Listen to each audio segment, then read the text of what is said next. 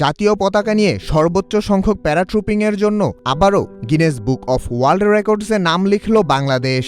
16ই December মহান বিজয় দিবসের 54তম বার্ষিকী উদযাপনের অংশ হিসেবে 54 জন দক্ষ প্যারাট্রুপার জাতীয় পতাকা নিয়ে প্রায় 10,000 ফুট উপর থেকে প্যারাট্রুপিং করেন। এই 54 জনের মধ্যে ছিলেন বাংলাদেশ সেনাবাহিনীর 46 জন, নৌবাহিনীর 5 জন, বিমান বাহিনীর 2 জন এবং বাংলাদেশ বিনিয়োগ উন্নয়ন কর্তৃপক্ষ বা বিডা থেকে 1 জন। বিডার চেয়ারম্যান আশিকুর রহমান এই ঐতিহাসিক প্যারাট্রুপিং অভিযানের নেতৃত্ব দিয়েছেন বলে শুনতে পাওয়া যায়। এ সময় তিনি স্বাধীনতা ও সার্বভৌমত্বের ভ্যানগার্ড ওসমান হাদির ছবি অঙ্কিত হেলমেট পরে জাম্প করেন। বাংলাদেশের আগে বিশ্বের অন্য কোনো দেশ এত সংখ্যক প্যারাট্রুপারকে একসাথে জাতীয় পতাকা নিয়ে প্যারাট্রুপিং করাতে পারেনি। বিজয়ের মাসে বাংলাদেশের এই অর্জন শুধু একটি রেকর্ডই নয়, বরং বিশ্ব দরবারে আরও মর্যাদার সাথে তুলে ধরেছে লাল সবুজ এই পতাকাকে।